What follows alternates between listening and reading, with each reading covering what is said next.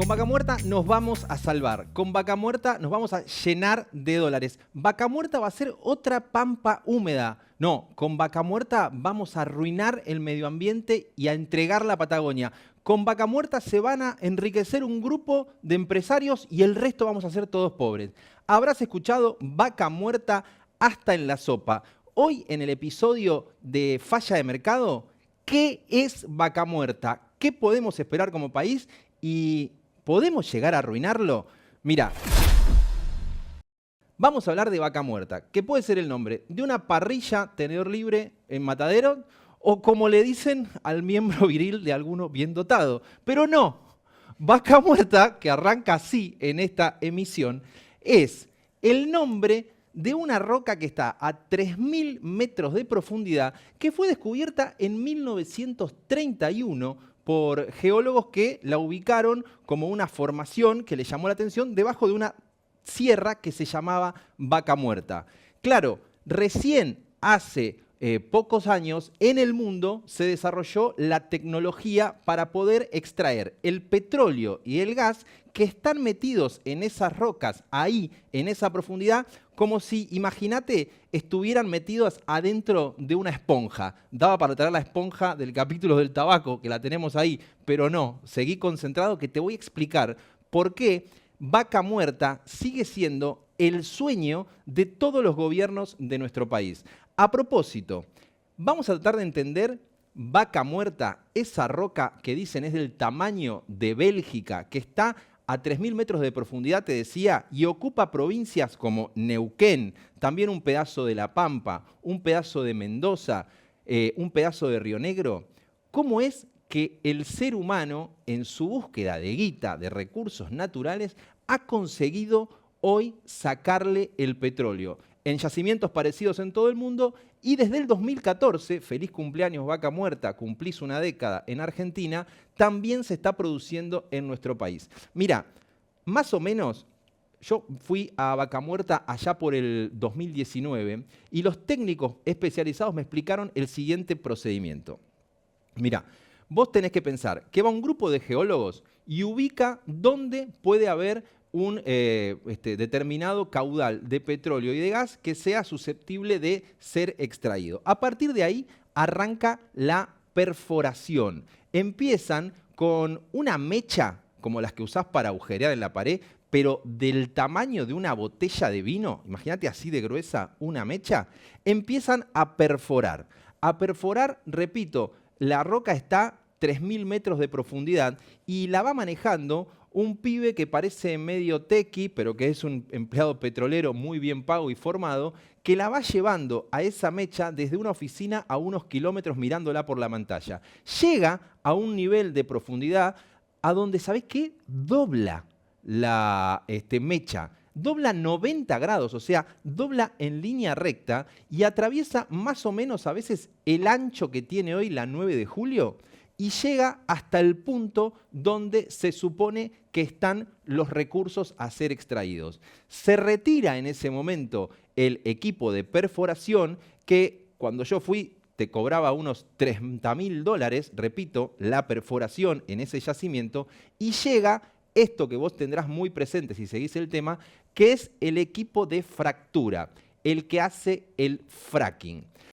Para que vos entiendas qué es el fracking, pensá que es la técnica por la cual se inyecta una cantidad de agua y de arena muy fuerte en el lugar donde está el petróleo y el gas metido ahí en la roca, y con esa presión muy fuerte, cuando se retira, emerge un líquido que tiene tipo una consistencia como si fuera el detergente. No agarres el detergente de tu casa pensando que vas a sacar petróleo. Es una consistencia parecida al detergente que sale hacia la superficie y va a una planta de tratamiento de crudo, que los técnicos le dicen PTC, que no es un partido de izquierda, que es para separar el petróleo del agua y los gases que trae después de ese procedimiento. Una vez que está en la superficie, obviamente, una parte puede ir para exportación, pero en el procedimiento habitual va a la refinería, que es la que termina transformando el petróleo en combustible que le echarás vos a tu auto en alguna estación de servicio. Pensá que desde que los geólogos dijeron, che, acá hay que hacer la perforación, hasta que vos cargaste esa nafta que viene del petróleo en la estación de servicio una noche de sábado para salir con tus amigos, puede haber pasado en todo ese procedimiento más o menos un año. Es una locura cuando vos te pones a pensar lo que hace el ser humano técnicamente para poder sacar de una roca que estuvo ahí durante décadas y no se podía explotar, petróleo para generar un negocio y tal vez para generar un cambio en el futuro económico del país. Hacia eso vamos a ir. La Argentina, hay que decirlo, consiguió en la última década hacer de Vaca Muerta un negocio rentable y algo que sea en materia de costos conveniente extraer. ¿Por qué lo consiguió? Porque existió un consenso desde 2014 para acá que atravesó todas las fuerzas políticas que pusieron guita en subsidios, desarrollaron infraestructura y sentaron empresarios y sindicalistas para hacer un acuerdo en materia laboral. A partir de ahí, la producción de Vaca Muerta ha crecido sostenidamente hasta los niveles actuales. Mirá, los datos que vos tenés que tener presente es que hoy en la Argentina, Vaca Muerta ya es la mitad de la producción de petróleo de todo el país y la mitad de la producción de gas de todo el país. Eso, pensalo así, hay unos 700.000 barriles de petróleo que se producen por día en nuestro país, 520.000 son para el mercado interno, según los últimos datos que le agradecemos a Nicolás Arceo de la consultora Economía y Energía, y el resto es exportación. Cuando mirás gas, tenés que ver que Argentina produce un promedio de 130 millones de metros cúbicos de gas, pero consume más. En invierno, cuando vos prendés la estufa, se consumen cerca de 180 millones de metros cúbicos de gas por día. La diferencia la importamos, ya sea que la manda Bolivia o que viene en gas licuado por barco. Hoy se exporta muy poco de gas, por no decir prácticamente nada. Claro, lo que sí hay es un sueño exportador. Y esto es lo que ha desvelado a todos los gobiernos, repito, que mantuvieron una lógica de políticas de desarrollar Vaca Muerta. Ven ahí la chance de que crezca la producción, crezca la exportación y generar dólares para evitar las crisis recurrentes que tiene Argentina porque se queda sin dólares. Fíjate que eso viene siendo la noticia de nuestro país en por lo menos también los últimos 6 años. Fíjate cuando te pones a pensar en el sueño exportador, lo que es la posibilidad en petróleo, que es lo que está más cerca de poder crecer en envíos al exterior. Si hoy estamos produciendo 700.000 barriles, de los que 500.000 son para el mercado interno, el sueño de los gobiernos y la industria es exportar 1.100.000 barriles de petróleo por día. Es decir, estamos hablando de más que duplicar la cantidad de barriles por día que van a la exportación. Ahí hacen falta como mínimo 2 cosas. Que haya inversión en más producción para hacer todo ese proceso que te acabo de contar. Básicamente necesitas que se ordene la macro, que haya crédito. Hay que ver si muchas empresas no aprovechan el régimen de inversión a las grandes, el régimen de incentivo a las grandes inversiones que acaba de salir del Congreso y meten ahí con beneficios impositivos proyectos que igual iban a hacer. Y en paralelo lo que necesitas es oleoductos, porque vos podés tener mucho petróleo en el yacimiento, pero si no tenés los caños en la capacidad necesaria para sacar el petróleo y llevarlo hacia los mercados de exportación, te lo metés en el yacimiento. Fíjate lo que es la proyección en posibilidad de oleoductos que tiene la Argentina. Hoy vos tenés ya un oleoducto que funciona obviamente desde Neuquén en Vaca Muerta hasta Bahía Blanca, que lo lleva adelante la empresa Oldelval. Oldelval es una empresa con mayoría accionaria de YPF, pero que comparte el resto de la conducción en el directorio con los principales productores. Es decir, que para hacer un proyecto a YPF tiene que en el directorio tener acuerdo de los otros sectores de las empresas privadas. Oldelval tiene en marcha un plan para duplicar la producción que puede estar listo ahora, en marzo del año que viene, y llevar a sumar 500.000 barriles de petróleo por día más a la exportación. Fíjate que de Bahía Blanca sale al Océano Atlántico la producción de petróleo, tal vez ahora, repito, a partir de marzo. Hay otra posibilidad de seguir haciendo crecer la exportación vía el Atlántico, que es, ya sea con otro proyecto de ese oleoducto llamado Oldelval, que sería el plan Triplicar, que le puede sumar cerca de 400.000 barriles de petróleo por día más, y si no sale ese proyecto, puede ser uno de YPF con un oleoducto que se llama Vaca Muerta Sur, que también puede servir para ampliar la cantidad de petróleo que va desde Vaca Muerta hacia el Atlántico. Cuando todo esto esté en marcha y ya esté abastecido, también se puede pensar en ir con más petróleo hacia el Pacífico, porque hay un oleoducto que se llama Trasandino que va desde Neuquén hacia la zona de la refinería de Biobío en Chile, que eventualmente, si nos sobrara el petróleo y nadáramos en él, podríamos usar ese muelle para salir vía el Pacífico. Estamos hablando de un sueño de un país con potencia petrolera. En el mundo del petróleo te hablan de los países petroleros, Arabia Saudita, y de los países con petróleo, Argentina, por cuánto puede ser el costo de producción. Bueno, Argentina podría ser un país con petróleo muy potente si consigue desarrollar todos esos oleoductos y generar un universo de exportaciones en dólares muy rápidamente. Ahora vamos a hablar del gas, que es un universo que mezcla los sueños de exportación y la urgencia. Mirá, en el mundo del gas, obviamente, vos tenés el sueño de generar exportación de gas a Europa. Básicamente, lo habrás visto en los diarios, porque antes los europeos le compraban a Rusia, Rusia hoy se puso a invadir Ucrania hace un par de años, y los europeos dicen, el gas ruso, mejor, tal vez no puedo depender de él. Argentina podría, en lo que le llaman una ventana de tiempo, decir, hey, yo te mando el gas desde acá. ¿Qué problema tenemos?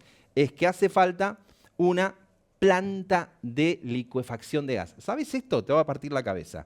Para que el gas que viene en estado gaseoso desde Vaca Muerta en un gasoducto, vos lo puedas mandar a Europa, tenés que licuarlo. Lo enfrían muchísimo en una planta y una vez que está líquido lo meten en un barco y lo mandan a Europa. Bueno, eso se hace en una planta de GNL, de gas natural licuado. Quien está desarrollando la idea de hacer esa planta es YPF en asociación con una empresa malaya que se llama Petronas. Ahí anotate esto. ¿Dónde va a estar la planta que YPF quiere hacer para llevar el gas una vez que lo licúe a Europa? ¿En Buenos Aires o en Río Negro? La guerra que se viene después de la aprobación del régimen de incentivo a las grandes inversiones es entre Buenos Aires con Axel Kicillof a la cabeza y Río Negro con Alberto Beretildec como gobernador. El gobierno nacional con YPF le dice, el que adhiera al RIGI, el régimen de incentivo a las grandes inversiones, y me dé beneficios impositivos, se lleva esta planta con la que YPF dice que puede invertir de acá a 2030 50.000 millones de dólares, escuchá el número, y generar exportaciones de gas en unos 27.000 millones de dólares. Estamos hablando de cifras, obviamente, gigantes que también alientan el sueño exportador del gas. Pero claro, antes de eso están las urgencias, porque lo que puede hacer el gas que está produciendo Vaca Muerta, antes que pensar en de acá a 6 años exportarlo, es generar la idea de que podés dejar de importar lo que hoy estás importando por esa diferencia entre lo que producimos y lo que consumimos que te contaba más atrás. Bueno, para conseguir usar ese gas tenés que pensar que necesitas gasoductos, así como para usar el petróleo necesitas oleoductos. Vos podés tener muchísimo gas, pero si no tenés los caños para usarlo, también te lo metés en el yacimiento. ¿Qué es lo que pasa? Vos ahí tenés que desarrollar obras públicas claves para sacar el bendito gas y evitar importarlo. Un caso, mira, ponchame ahí, es el del llamado gasoducto norte, que hay que dar vuelta. Habrás escuchado hablar de la reversión del gasoducto norte. Para que vos lo entiendas fácilmente, esa línea de puntitos amarilla es la línea del gasoducto donde antes venía el gas que le compramos, y todavía le compramos, a Bolivia. Bolivia, reserva de gas muy importante durante décadas. De ahí nos mandaba gas Bolivia, esa línea de puntos, a todo el norte del país. que básicamente tiene gas y tiene luz, porque la luz se genera a partir de usinas técnicas del gas, gracias a los envíos de Bolivia. ¿Qué pasa ahora? Bolivia se está quedando sin gas de manera estructural. Es en parte la razón de fondo de los quilombos políticos que estamos viendo en Bolivia todo el tiempo. Tenían un montón de dólares por venderle gas a la región y ahora se les acaba. Ahora, como segunda cuestión de esa caída de las exportaciones de gas de Bolivia, las provincias del norte del país dicen, che, ¿de dónde voy a sacar gas? Bueno, ahí donde está ese circulito amarillo que dice formación Vaca Muerta, es donde tenemos el gas. Sube en esa liñita de puntos y pasaba cerca de la línea del gasoducto que viene de arriba. Bueno, ese gasoducto que dice La Carlota Tío Pugio, 120 kilómetros, es el que permite enganchar el gasoducto que ya estaba con el del norte. Ese gasoducto se está haciendo y se están dando vuelta las plantas que impulsan el gas para llevarlo para arriba. Eso sería una de las maneras de inyectarle, dicen los técnicos, unos 20 millones de metros cúbicos de gas al sistema y básicamente que el norte no se quede sin gas y eventualmente sin luz, porque con eso, más algo que se importe, la pueden pilotear si llegan a tiempo. La otra alternativa para poder aprovechar el gas de Vaca Muerta y no tener que importar es terminar el gasoducto Néstor Kirchner. ¿Cómo vos decís? ¿Cómo terminar el gasoducto Néstor Kirchner? Si ya se hizo. No, fíjate ahí en ese documento que es del gobierno anterior cuando diagramaron el gasoducto. Lo que se inauguró es la partecita que sale de Neuquén, Tratayén, hasta la provincia de Buenos Aires, Saliqueló. Es la parte del gasoducto Néstor Kirchner 1. Lleva el gas de ahí hasta la provincia de Buenos Aires, que permite un ahorro ya de importaciones. Lo que pasa es que para aprovecharlo hacia el resto del sistema, tiene que venir la segunda parte, de Saliqueló a San Jerónimo, en Santa Fe. Bueno, ahí hay un lío bárbaro, porque el gobierno actual no quiere poner la plata del Tesoro, porque no hay plata, y está diciendo que lo financien los privados. Pero los privados dicen, che, el costo de financiamiento está muy caro, no es un negocio por ahora financiarlo, esa parte del gasoducto no se ve venir.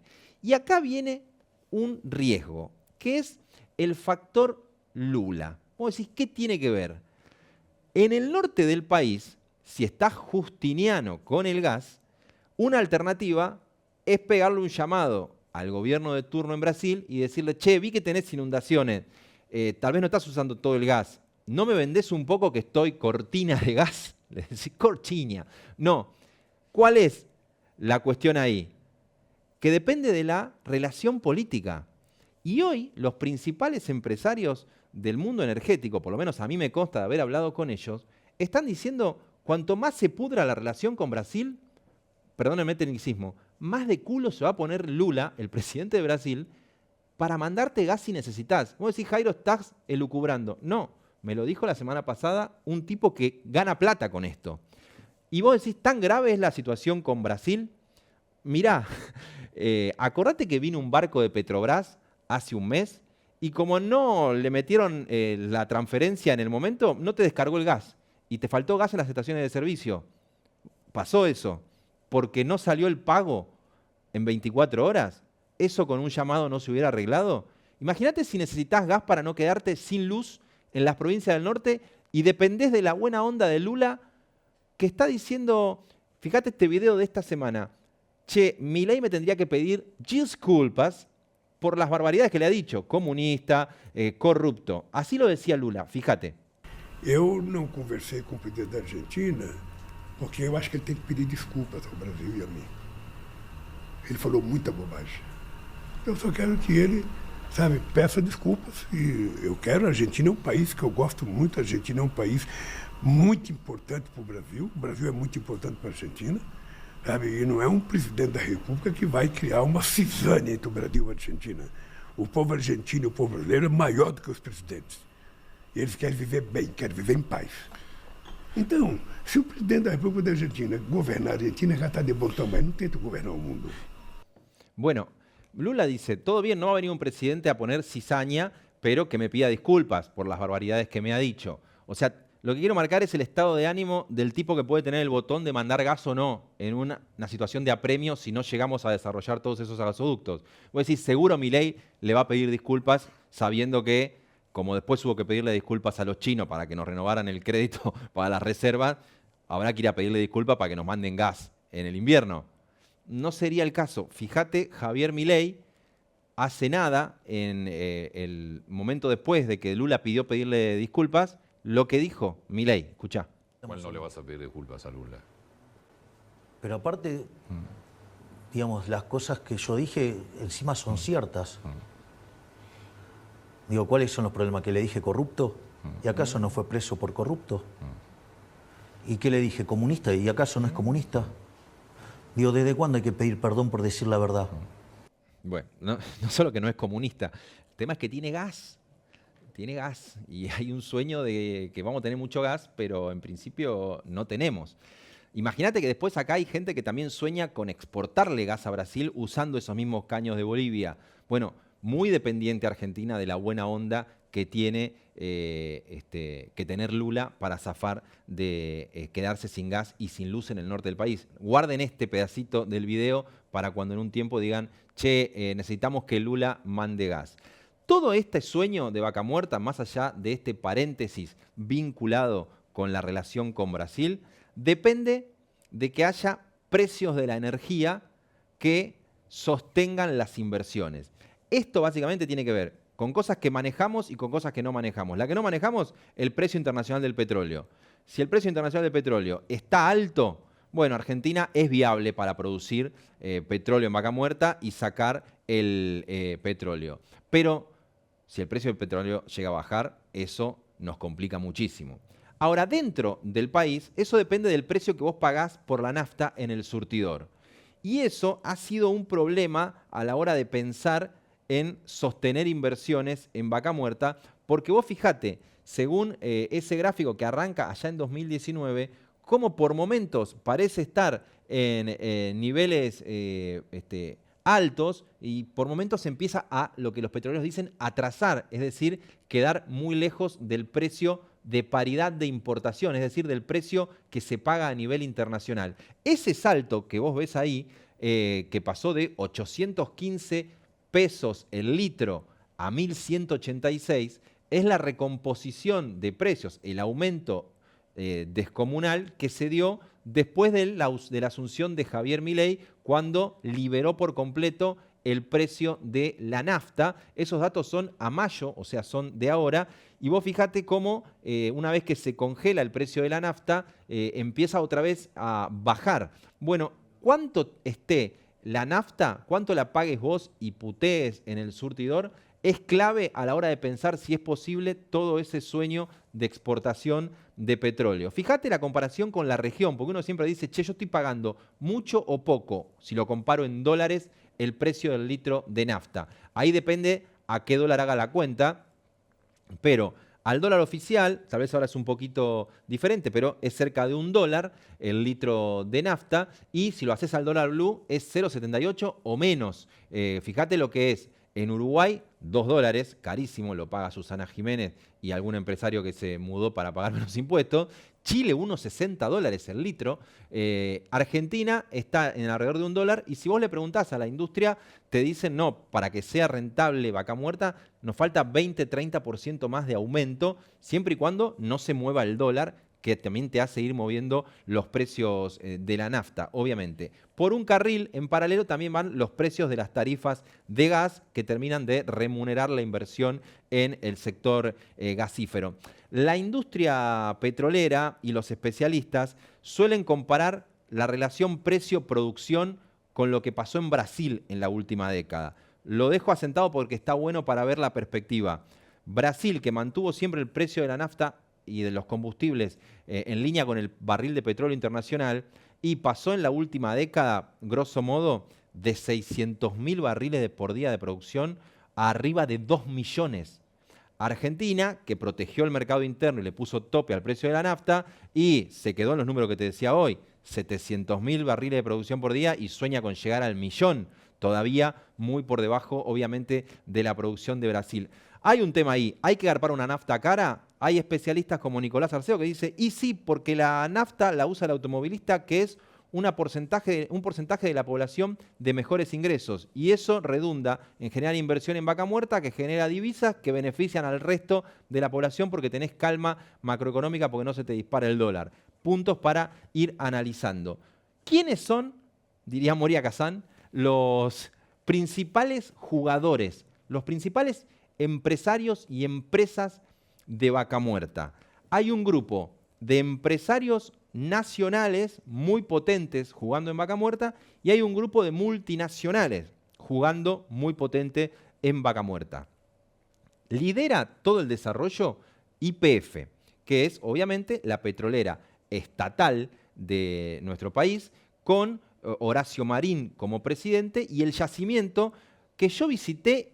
Y ojo que puede haber material de archivo mostrándome caminando el yacimiento de vaca muerta y te vuelve loco. Cuando vos conocés Loma Campana, el yacimiento de vaca muerta, ves una cruza de espíritu ypefiano, de pibes que estudiaron en universidades públicas, que están técnicamente a tope en formación internacional, en el medio de climas recontra hostiles, llevando adelante la revolución de la producción petrolera en la Patagonia. Bueno, YPF desde 2014, cuando se asoció con Chevron en el marco de un decreto que generó mucha polémica, que tenía RIGI-Vibes porque daba beneficios impositivos muy fuertes para esa inversión, empezó a potenciar la producción de vaca muerta hace 10 años y hoy es jugador clave en la Patagonia, en esa formación de la que estamos hablando. Tenés, obviamente, jugando muy fuerte a Vista. ¿Qué es Vista? Vista es la petrolera de Miguel Galuccio. ¿Te suena? Sí, porque Miguel Galuccio, known as El Mago, era el presidente y CEO de YPF en ese 2014 que te estoy hablando, cuando empezó a desarrollar el negocio YPF en la época de Cristina.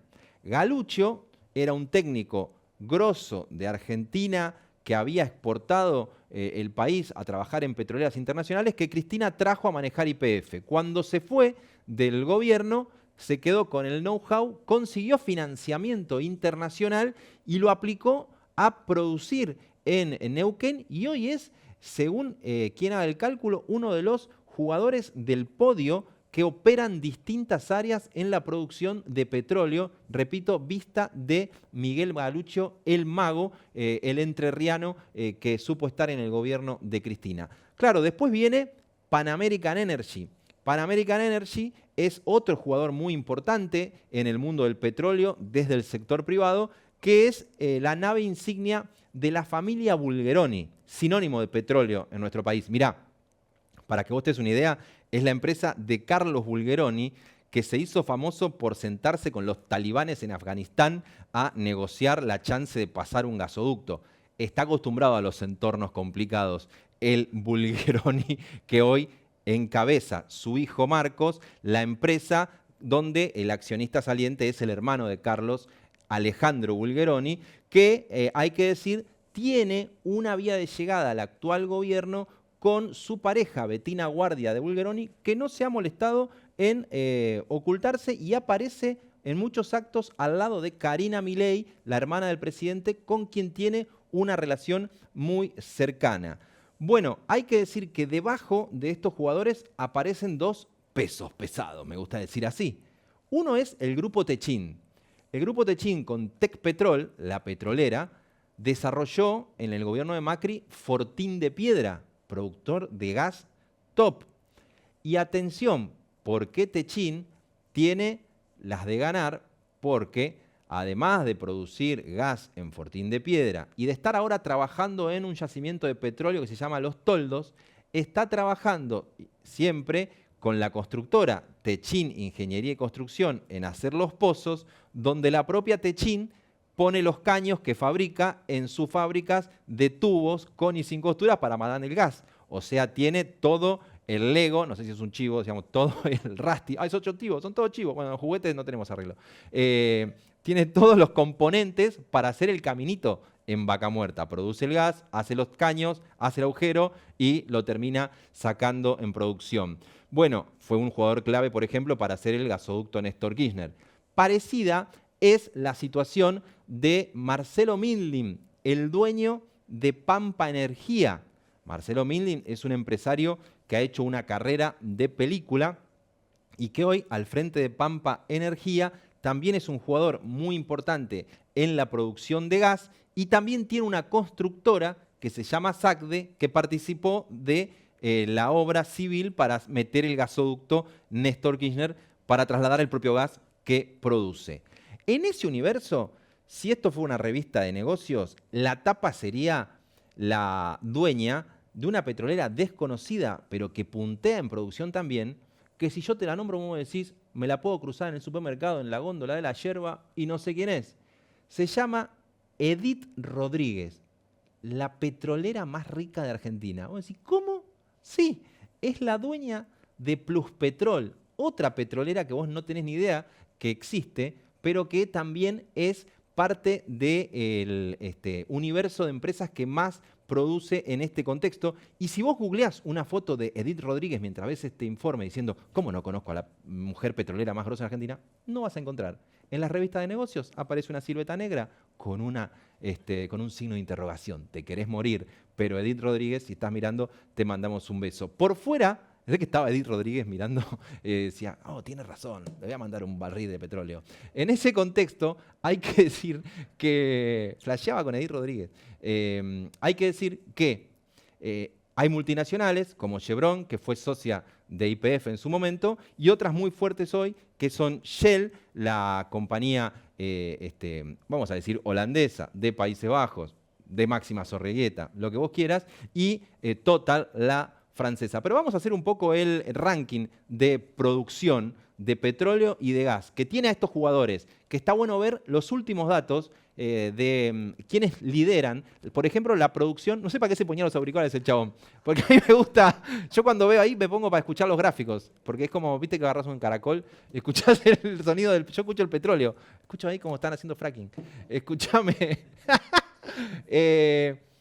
YPF lidera el mercado, fíjate que tiene 246.000 barriles de petróleo por día. Tenés PAE, la petrolera de los Bulgeroni, con 99.000, ahí también de barriles de petróleo por día. Vista, la de Galuccio, en ese contexto. Chevron, la que te nombraba recién, y Shell hacen ese, sería top 5 de producción de petróleo, que se reparten así, fíjate la torta en porcentajes, la producción de petróleo, 35% YPF, aparece PAE con el 14%, Vista con el 8% y Chevron con el 7%, Shell con el 6%. Ahí hay que ver el finito porque hay, una cosa es ver quién es el dueño del yacimiento y otra quién es el operador, pero son los jugadores más importantes en petróleo. Y si pasamos, voy a escuchar el gráfico de gas también, que tiene a YPF arriba con 43 millones de metros cúbicos día, PAE también, ahí aparece Tecpetrol de Techín, Total, los franceses, Pampa de Marcelo Mindlin y en todos casos con crecimiento en el último año en Argentina. Y fíjate la torta de cómo está repartido, también con YPF al frente, PAE, Tecpetrol ahí aparece tercero con Total y Pampa. A la cabeza lo que te falta es Vista, que no juega en gas por ahora, pero que así te muestran quiénes son los principales jugadores de este mercado, que genera obviamente la pregunta de si lo podemos arruinar, si nos podemos salvar, porque todos los que llegan ahí, más allá de los que tienen negocio y dicen, che, acá tenemos la gallina de los huevos de oro de las próximas décadas en Argentina, los gobiernos dicen, podemos tener ahí la llave para cobrar impuestos, pero sobre todo para generar divisas que nos permitan tener tranquilidad con el tipo de cambio, con el dólar, que es lo que hace tambalear a todos los gobiernos. Bueno, es la famosa idea de si va a haber otra pampa húmeda. Hoy los dólares los genera el campo y la energía con Vaca Muerta empieza a aparecer como otro proveedor de dólares. Después aparece la minería metalífera, el litio, pero hoy Vaca Muerta, con todo lo que te acabo de contar de producción creciendo y de gasoductos y oleoductos en construcción, aparece como una chance muy concreta. De hecho, los títulos en estos días son récord de producción en Vaca Muerta, uno tras de otro, porque es algo que está pasando. Los técnicos que laburan ahí de todas las empresas, que van de una empresa a otra, han hecho algo grosso, que Argentina produzca petróleo y gas a costos comparativamente con los quilombos que tenemos como país, que no tienen nada que envidiarle a la producción en los yacimientos parecidos, por ejemplo, en Estados Unidos. Lo que pasa en ese punto es que aparecen advertencias, que son, si Argentina, por más de que tenga éxito en la producción de vaca muerta, le puede sacar jugo como desarrollo del país. Ahí, si me invitaran a un seminario de la Universidad de Itela, Chabón pasaba su mail para que lo invitaran, lo que se debatiría, y se debate siempre, es, ¿vas a tener el modelo de Noruega, que con los recursos naturales armó un fondo para generar mejores jubilaciones, obra pública, mejor infraestructura? O, en el mismo seminario, dirían, vas a generar el modelo Angola. No tengo nada con Angola, un abrazo a la embajada si está mirando, pero es el modelo que se pone con notas que hablan de, che, Angola generó un grupo de empresarios muy ricos, extrayeron y extraen muchísimo petróleo, pero la situación de pobreza no ha mejorado. Esa discusión de fondo, obviamente no la vamos a abordar acá, solo en la Ditela si nos llaman, pero es parte de la discusión que se viene hacia adelante. Y me quiero meter ahí porque, por lo menos para dejar sentado esos desafíos, así como durante todo el falla de mercado te muestro el entusiasmo que hay y que en parte me genera también la idea de que Argentina pueda sacarle el jugo, pueda sacar petróleo a esta industria, es guarda con las primeras reacciones o las primeras señales de que tal vez amerite la discusión de si esto ya está, valga el verbo en el petróleo, no sé, derramando en la sociedad. Porque yo hace un año fui a recorrer otra cara de vaca muerta y me quedé pensando en esto que te estoy diciendo. Por ejemplo, hay un pueblo en las afueras de Neuquén que se llama Valentina Norte Rural, que está en el medio de plantas de tratamiento de petróleo de esos gigantes petroleros que te acabo de contar. Es decir, le pasa el petróleo y el gas por la vereda, pero no tienen gas. Viven 2.000 personas en un asentamiento precario, en un barrio muy carenciado, y no tienen gas.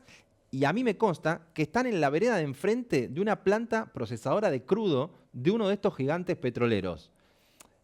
La pregunta que te aparece es, che, ¿no nos podemos organizar un poquito?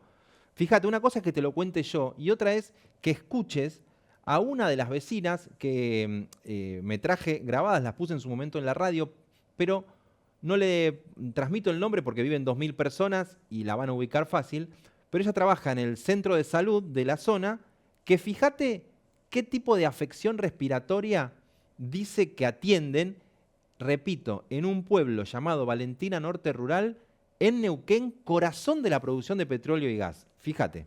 Muchos problemas respiratorios, sobre todo en esta época del año. Vieron que acá no hay gas, no hay red de gas, no hay placas. Entonces la gente se calefacciona con estufa a leña o con los hornos de las cocinas. El tema de las garrafas es un tema porque no se consiguen y cuando se consiguen se cobran a un precio que la gente no lo puede pagar y se retiran ahí en ese centro de promoción. Los lunes y los viernes acá hay una fila infinita, hay gente retirando los envases de garrafa que no le duran más que una semana a la gente. Escuchá lo que dice, envases de garrafa no les duran una semana. Y fíjate lo que dice sobre la atención en el centro de salud. Repito, al lado de la abundancia energética, lo que tienen que vivir. Escuchá. No hay insumos básicos de medicación como si yo te digo vos querés paracetamol y no hay, por ejemplo, ¿no? Algo básico. De ahí un montón de cosas que están como faltantes. De la medicación, hace un par de meses atrás no había gasas, entonces si la gente se tenía que venir a curar, le teníamos que decir sí, venga, pero tráigase la gasa, o sea, que si la gente viene al centro de salud es porque no tiene para comprar, si no lo haría en su casa. También se ha pedido un tráiler odontológico porque no hay odontólogo o odontóloga, entonces cuando las compañeras tienen que llenar, por ejemplo, las planillas de asignación universal por embarazo o asignación universal por hijo y no tienen nada para poner ahí porque nosotras no tenemos ese recurso.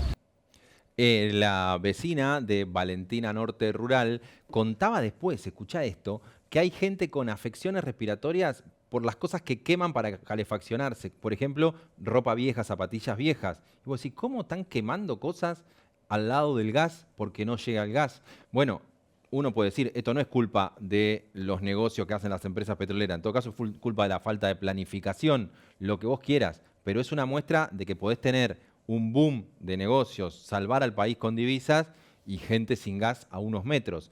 Solo para completar lo que es el recorrido de otros efectos que uno puede, por lo menos, preguntarse si no son puntos que puedan limitar el desarrollo alocado de este negocio, es lo que pasa con los sismos, sí, con los temblores de la tierra. Porque la gente que está en la zona, geólogos que se dedican a lo que se llama la observación sísmica y que miden permanentemente si la tierra tiembla o no, lo que registran es impresionante. Yo recorrí un lugar que se llama Sausal Bonito, ahí también en las zonas que rodean a los yacimientos. Sausal Bonito, por ejemplo, está cerca de Fortín de Piedra, el yacimiento que explota Techín en la zona, que recién te decía a través de Tecpetrol. Fíjate las imágenes que me mandó Javier Grosso, que es el geólogo de referencia de la zona, que monitorea permanentemente. Vos te lo sumás al WhatsApp y él te va a estar mostrando lo que son los distintos sismos. Esto, mirá, es del miércoles 26 de junio. Las estrellitas amarillas son sismos totales que hubo en esa zona mirá, fíjate, que rodean a Añelo de 2015 a 2024. Toda la década ganada de Vaca Muerta. Hay que decir que son sismos que ahí tenés las mediciones según el color de distinta magnitud en la escala de Richter, pero que, fíjate en la otra placa, se dan al lado de todas esas bolitas verdes que son los distintos puntos de fractura. Repito, al lado de todas esas bolitas verdes, que son los puntos donde se produce la fractura que yo te contaba al principio, que va para abajo con esa mecha para después mandar el agua y la arena, bueno, ahí al lado es donde todo el tiempo se registran distintos sismos, según el observatorio, donde ustedes lo pueden googlear, lo va registrando obsesivamente Javier Grosso, también según el Instituto de Registros Sísmicos IMPRES. Para que vos veas cómo queda una casa después de todo esto, fíjate este video de algunas viviendas de Sausal Bonito. Yo estuve en alguna de esas casas comiendo empanadas en solidaridad con la gente que tenía la casa resquebrajada, comí unas empanadas, pero la gente estaba como habituada, pero planteando esto hasta cuándo se puede sostener. Incluso mucha gente que han sido empleados de la industria del petróleo dicen, che, no puedo estar viviendo así, fíjate. Mabel y su familia tuvieron que mudarse debido a los sismos, ya que la casa no lo soportó más. Hoy la estructura destrozada permanece en pie, con las marcas latentes de cada movimiento registrado en los últimos años. Esto no quiere decir que haya que dejar de producir petróleo y gas, pero yo pregunté, ¿y cómo es en otros países cuando hay sismos? Si genera el fracking semejante fuerza, meter arena y agua. Y lo que te dicen es, existen semáforos antisísmicos que si te genera un determinado nivel de temblor, separa la producción hasta que se puede corregir, se avisa a la población, no es que no se hace nada, ni se deja de producir, ni se controla. Y solo para completar la lectura respecto de la idea de producir y no importa nada, los propios interesados en la industria saben que vos podés producir energía para exportar, pero si lo haces afectando el medio ambiente, te puede llegar a complicar la exportación si te dicen, che, me vas a vender energía hecha afectando el medio ambiente, cuando los requisitos de los países que te pueden comprar frenan eventualmente si vos generás, no sé, gases de efecto invernadero a la hora de producir y contaminás el medio ambiente. La pregunta que una vez hice en Vaca Muerta es, todo esto suena a que va a revolucionar el país, comillas, nos va a salvar, que es la frase que se escucha en la política. Y la pregunta es, ¿la podemos cagar técnicamente? O sea, ¿se puede hacer que no se desarrolle? O si se desarrolla, que no genere riqueza, más industria y estabilidad macro, porque la guita se la quedan las empresas y no la liquidan, porque se enriquece un grupo de empresarios sin que eso se expanda en el resto de la sociedad. La pregunta es totalmente válida y lo que sí me dijeron en Vaca Muerta es, el peligro es cuando empiezan a llegar algunos desconocidos a la zona. Y me mandaban una foto mía en Vaca Muerta que quiero compartir con ustedes, solo como mensaje de cierre. Miren lo que es esa cara que ustedes van a poder compartir ahí en pantalla.